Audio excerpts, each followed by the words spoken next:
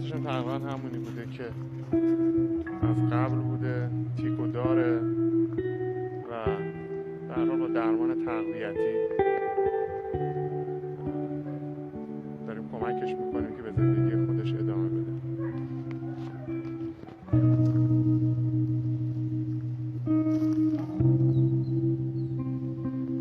خب دوستای عزیزی که کمک کردن برای این هاسکی خواستم تشکر کنم ازتون. خدا شکر وضعیتش خیلی بهترم میشه. حالا یه بسته از این غذاها رو خورد دیگه سیر شدش، ماستش هم نتونست بخوره. کنسرو و سرم و دارو و هر چیزی که غذا خوشی هستش خریدیم براش. مامانش اینم هاسکی شما، اینم سرم دوفالیکش که داره میگیره، اینم شربت فرگولومینش میگیره. همینجا خوابیده، منم اذیتش نکردم، با همین سایه منم کنارش نشستم به سرمش رو بگیرم. خوب میشی.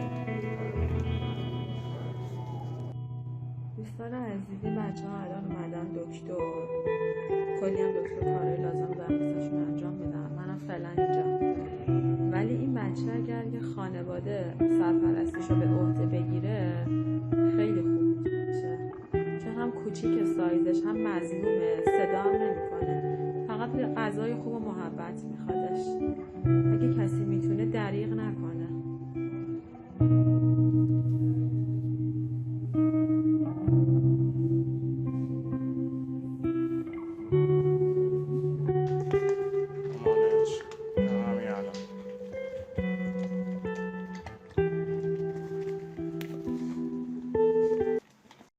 اینم بچه شما هاسکی،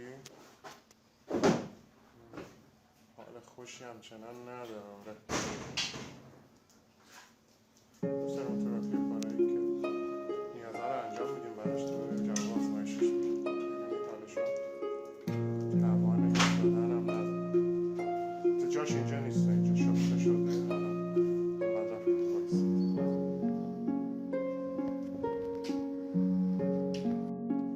امشب 23 آبان ماه هستش. هاسکیمونم خدا رو شکر کمی وزن آورده، وضعیتش کمی بهتر هستش، ولی چیزی که هستش تیک رو داره و تعادل خوبی تو راه رفتن نداره. اینم شرایطش هست.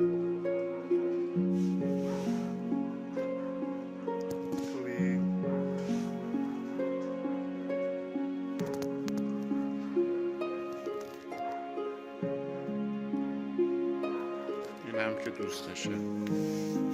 شما خوبی؟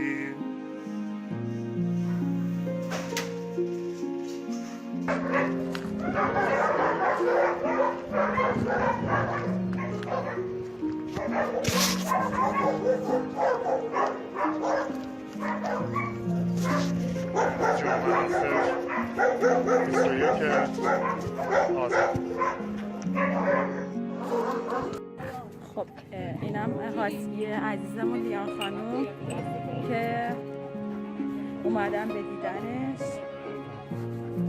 و تشکر میکنم از پیج حامد آسمانی و فالوورای خوبشون که برای این بچه کمک کردن. مامانش اینم بچه شما، مرسی کنسروایی که آوردی، هر روز یه دونه میخوره دیگه. شبا که حالش خیلی خوبه، روزا بیشتر هم بعد همین که رضایت بخش خدا رو شد عفونت ها و اینا رو نداریم. اینم لیان خانم هاسکی عزیزمون که خیلی تیکش شدید شده. خوراکش خوبه؟ خوراکش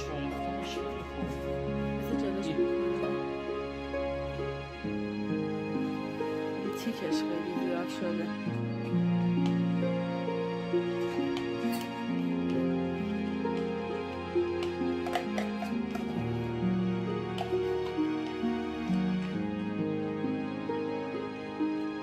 اینم هاسکی عزیزمونه که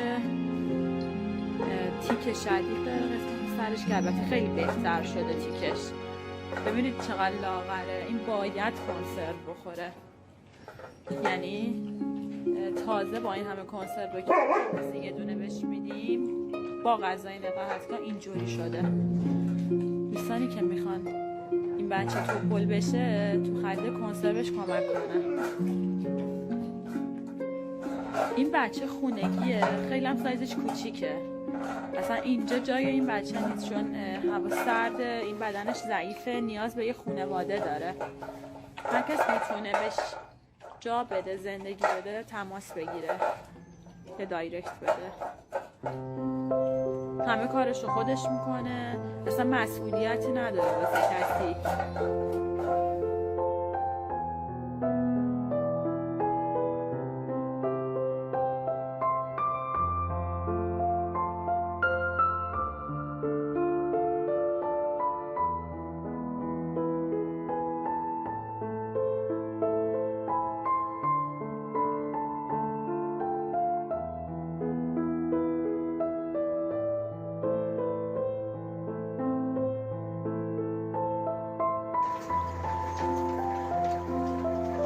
شد که ما فیلم گرفتیم ما خوندی اگر با بچه من اصلا غذا نمیخوره.